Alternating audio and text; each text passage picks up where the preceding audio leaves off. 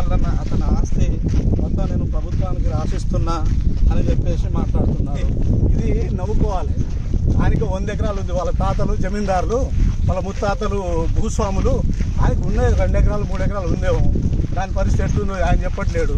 రాసిస్తున్న chief సెక్రటరీకి ఎందుకే తీసుకుపోయి ఆర్టీఓకి నీకు ఆడ భువనగిరి అని కూడా నీ ఆర్టీఓ పరిధి పోయి భువనగిరి ఆర్టీఓకి రాసి ఇచ్చేసి ఎకరం ఉందో 2 ఎకరాల ఉందో ఇచ్చేస్తున్నా. అక్రమంగా సంపాదించిన కోట్ల రూపాయలు దాచుకున్నా. నీకు దమ్ముంటే, నీకు ధైర్యం ఉంటే, నిజంగా నీదో నిజాయితీ ఉంటే, నువ్వు నిజంగా ఈ ప్రజల్ని మార్చడానికి వచ్చి ఉంటే నీ స్థిర చర ఆస్తులన్నింటినీ, నీ భార్య ఉద్యోగం తప్ప, నీ భార్య సాలరీకి వచ్చే డబ్బులు తప్ప మిగతా డబ్బులన్నీ ఇచ్చేసాయి. ఈ సమాజం పరిచయం ప్రభుత్వానికి అప్పచెప్పు. నీ కెమెరా ఒక్కటి ఉంచు. అది నువ్వు బ్లాక్మెయిల్ చేయడం కోసం కదా అట్లా పెట్టుకుంది. అది మళ్ళీ బ్లాక్మెయిల్ చేసి సంపాది.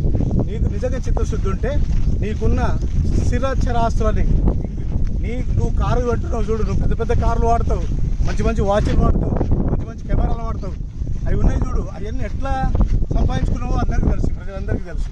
ఖచ్చితంగా అక్రమంగా బ్లాక్మెయిల్ చేసి నువ్వు సంపాదించుకున్నావు. వాటిని కూడా ఇచ్చేసాయి. అవి ప్రజల సొమ్మే, ప్రజల పేరు చెప్పి నువ్వు వసూలు చేసుకుందే. నువ్వు అవి ఇవ్వగలిగితే మాత్రం నిజంగా నువ్వు నిజాయితీ పడు అని చెప్పేసి సమాజం నమ్ముతుంది. నీ భార్య జీతం మీద బతుకు. నీ భార్య ఇప్పటివరకు సంపాదించిన డబ్బులు కూడా మాకొద్దు. నీ భార్య ఎప్పుడో టీచర్గా అపాయింట్ అయి ఉంటుంది. అప్పటి నుంచి ఇప్పటిదాకా సాలరీ ఎంత వచ్చింది, నీ కుటుంబానికి ఎంత ఖర్చు పెట్టుకున్నావు, అవన్నీ ఉంచుకొని మిగతా డబ్బులను నువ్వు అక్రమంగా సంపాదించిన అక్రమ ఆస్తి అంతా, నీ వాచ్ 50,000ది, నీ ఫోన్ 1,50,000ది, నీ కారు 50 లక్షలది. యాడ్ నుంచి వచ్చిన నీ తాత కొన్నాడా, నీ ముత్తాత సంపాదించిన డబ్బుల నుంచి కొన్నావా? నిజంగా నీకు చెప్తే ఎవరు నమ్మరా నాయన? నీ సకదనం మాకు దాదాపు 5 ఏళ్ళ నుంచి నేను చూస్తా ఉన్నా. నువ్వు మీడియాలో ప్రారంభమైన కానీ నేను ఎస్ఎఫ్ఐ లీడర్ని ఇక్కడ నల్గొండ జిల్లాలో, ఉమ్మడి నల్గొండ జిల్లాలో.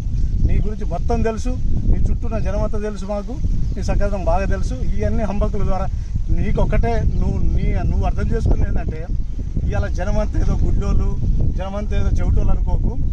ఎంత బాగా అబద్ధాలు చెప్తే, ఎంత బాగా మోస మాటలు చెప్తే జనం ఆస్వాదిస్తారు, జనం ఆశీర్వదిస్తారు, జనం ఫాలో అవుతారు అనుకుంటున్నావు.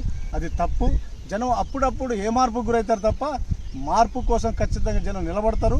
ఈ తెలంగాణ రాష్ట్రాన్ని స్థాపించింది, ఈ తెలంగాణ రాష్ట్ర రాజకీయాన్ని మార్పు చేసింది కేసీఆర్.